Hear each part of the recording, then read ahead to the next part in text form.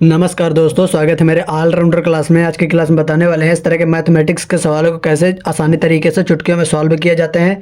तो वीडियो में लास्ट तक बने रहिएगा, तभी आपको यह सवाल समझ में आएगा कैसे सॉल्व किए जाते हैं इस तरह के सवालों को। ठीक है, तो चलिए सवाल को जल्दी जल्दी से देखते हैं और फटाफट इसको सॉल्व करते हैं। ठीक है, तो यहाँ पर क्या करेंगे, दिखेंगे 14 + 14 का आधा दिया हुआ। ठीक है, इतना हमारा सवाल दिया हुआ है, इसको सॉल्व करेंगे चुटकियों में। तो यहाँ पर आपको दिमाग लगाना है। 90% लोग कैसे सॉल्व करते हैं चलिए बताते हैं। तो यहाँ पर कैसे सॉल्व करते हैं, 14 + 14 रख देते हैं। यहाँ पर कितना हो जाता है, 14 दूनी 28। ठीक है, यहाँ पर 28 हो गया, का आधा बटे 2 कर देते हैं। यहाँ पर कितना निकल के आ जाता है, 14 निकल के आ जाता है। 14 कह देते हैं, आंसर हो गया। ये आंसर हमारा नहीं है। ठीक है, गलत है आंसर। इस प्रकार सॉल्व नहीं किया जाता है। 100 में 100% गारंटी के साथ आंसर गलत है ये। तो कैसे सॉल्व किया जाता है चलिए बताते हैं। यहाँ पर कोई भी सवाल हो, आपको एग्जाम में, गवर्नमेंट एग्जाम से में जितने भी क्वेश्चन मिलते हैं, आपको सीधे तरीके से आंसर निकालने को नहीं देता है। ठीक है, तो आपको दिमाग लगाना है, कैसे सॉल्व करना होता है। ठीक है, तो यहाँ पर लिखेंगे 14 + 14। का की जगह क्या रखना होता है, का की जगह गुना रखेंगे। आधे की जगह क्या रखेंगे, आधे की जगह रखेंगे 1/2।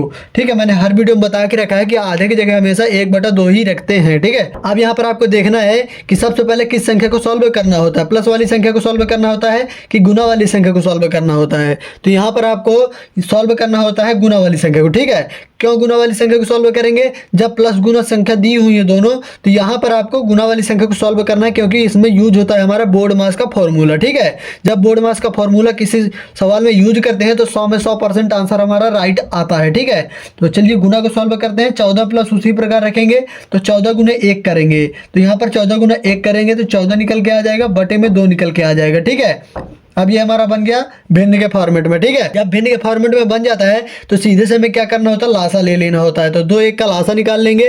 तो 2 1 का लासा हमारा कितना निकल के आ जाएगा, 2 निकल के आ जाएगा। अब क्या करना है, इस 2 का भाग सीधा 1 में दे देना है। तो ये आपको पता होगा कि 2 ही बार में जाएगा, उस 2 का गुना ऊपर 14 में करवा देंगे तो 14 दूनी 28 निकल के आ जाएगा। ठीक है, प्लस लगा दिए। उसके बाद हमें क्या करना है, इस 2 का भाग इस 2 में देंगे तो इसका मतलब 1 बार में जाएगा, उस 1 का गुना ऊपर 14 में करवा देंगे तो यहाँ पर हो जाएगा 14। ठीक है, अब यहाँ पर क्या करना है, यहाँ पर इन दोनों को जोड़ना है। तो जब इन दोनों का एडिशन करेंगे तो यहाँ पर हमारा कितना निकल के आएगा, आपको इसका आंसर कमेंट बॉक्स में फटाफट बताना होगा। ठीक है, तो यहाँ पर कितना हो जाएगा, 4 8 12 की 2 2 1 3 3 1 4। ठीक है, अब बटे में 2 हमारा ऑलरेडी पहले से दिया हुआ है, यानी 42/2 हमारा निकल के आ गया। तो यहाँ पर क्या निकल के आ जाएगा, यहाँ पर निकल के आ जाएगा हमारा 21 निकल के आ जाएगा। क्या निकल के आ जाएगा, 21 निकल के आ गया। ये जो हमारा 21 निकल के आया है, यही हमारा इस सवाल का हो जाएगा आंसर। क्या हो जाएगा, आंसर हो जाएगा। इस प्रकार इस तरह के सवालों को चुटकियों में सॉल्व किया जाता है। केवल आपको समझने की जरूरत है, तो आपको बहुत ध्यानपूर्वक सवाल को समझना होगा। ठीक है, तो चलिए एक सवाल आपको दिया जा रहा है जिसका आंसर आपको कमेंट बॉक्स में बताना होगा, ताकि हम भी देख सके कि ये सवाल अभी समझ में आपको आया है या नहीं आया। ठीक है, तो चलिए अगला सवाल हमारा क्या दिया हुआ है। अगला सवाल आपको देखना है 10 + 20 का आधा। ठीक है, ये हमारा सवाल दिया हुआ है और इसका आंसर आपको कमेंट बॉक्स में फटाफट बताना है। चलिए जल्दी जल्दी बताइए।